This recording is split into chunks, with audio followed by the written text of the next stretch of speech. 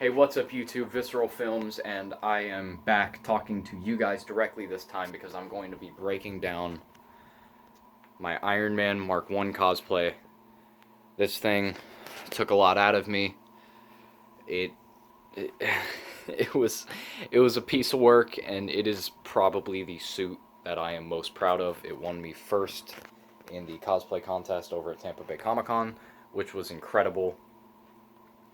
The whole thing is made out of foam, and it was only, I think, $300 for the entire thing, compared to my Mandalorian build. There's a selfless plug. Go on the Instagram if you want to see how that's turning out. But this was fairly cheap, but it was a piece of work. We will start with the helmet up here, which was made out of foam. This was the only thing that I used templates for. I kind of used templates for the whole suit, but every single template needed heavy modification to be more accurate. So, this thing was heavily dremeled to get all of these details in here, and then I sprayed it and the whole rest of the suit with a Rust-Oleum satin nickel color, and then I blackwashed it, and then on top of that I dry brushed, and then went back over the welds and like the highlights and dents and stuff with just a normal silver.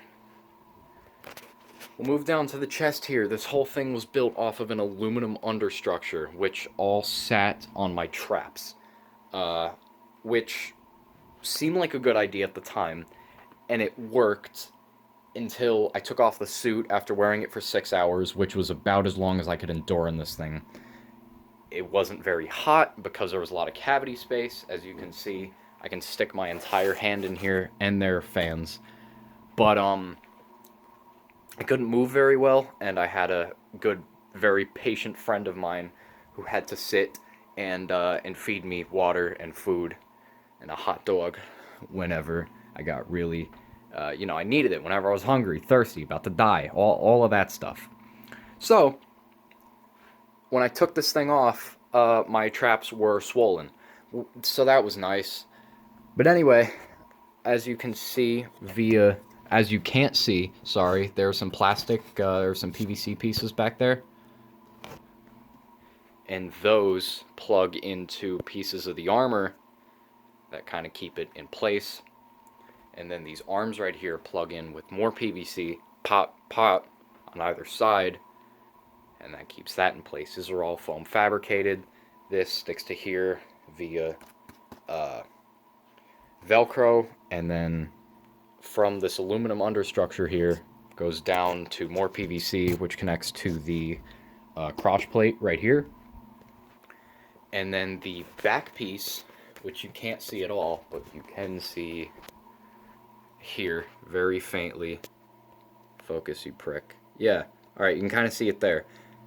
There was a lot of airbrushing going on. You can see the Stark Industries thing and the whole back engine. My woodshop teacher donated a weed whacker to me, and I think I broke down an old projector. I had to kit bash the shit out of that back piece to make it look right. It ended up being like 12 pounds, which is a lot when you got to carry it around all day. But I'm rambling.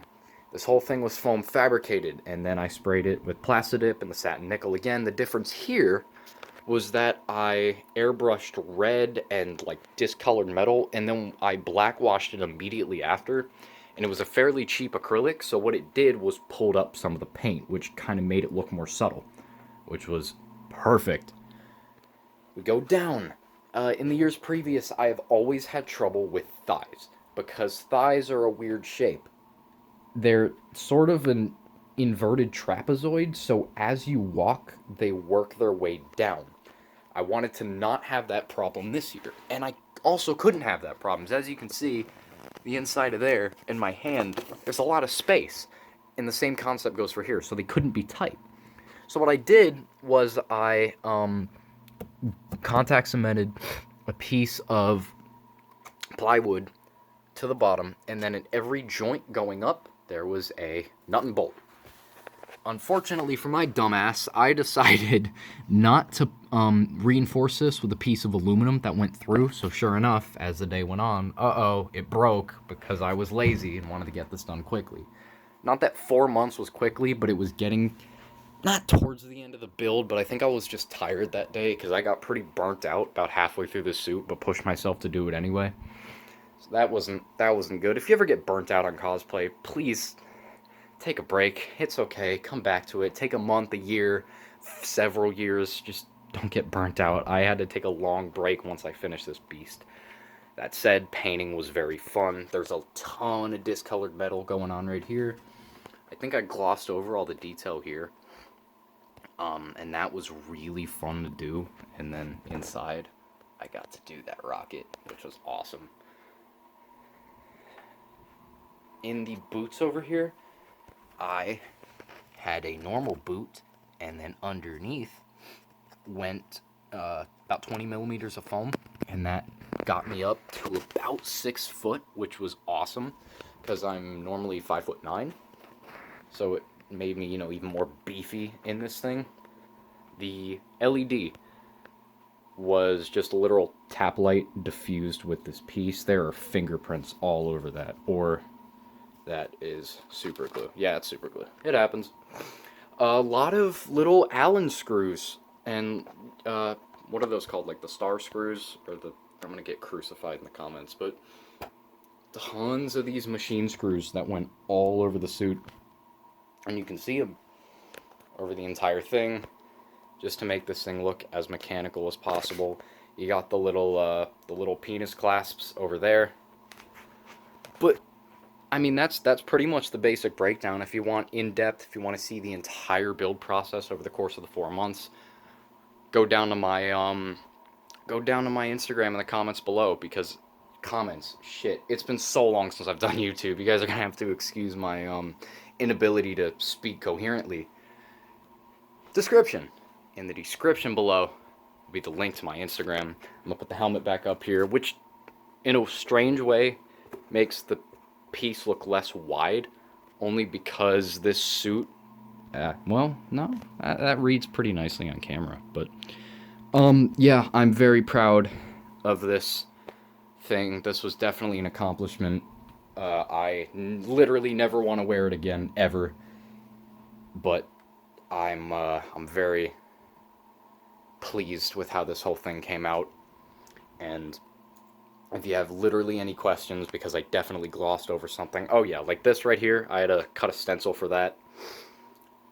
Definitely, please do leave a question below, because I will answer it as soon as possible, especially with the whole coronavirus lockdown thing going on. I have literally nothing to do but be on my phone.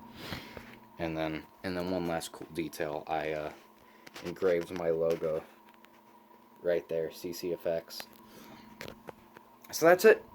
That's it for this entire beast of a suit. Make sure to, I don't know, like and comment if you need to know, if you want to know anything, or just tell me it sucks. I whatever, do whatever. It's been a really long time since I've made a video. Just, I don't know, show it some love. Go show the Instagram some love, please. But that's it. Yeah, so I didn't think I would get this far.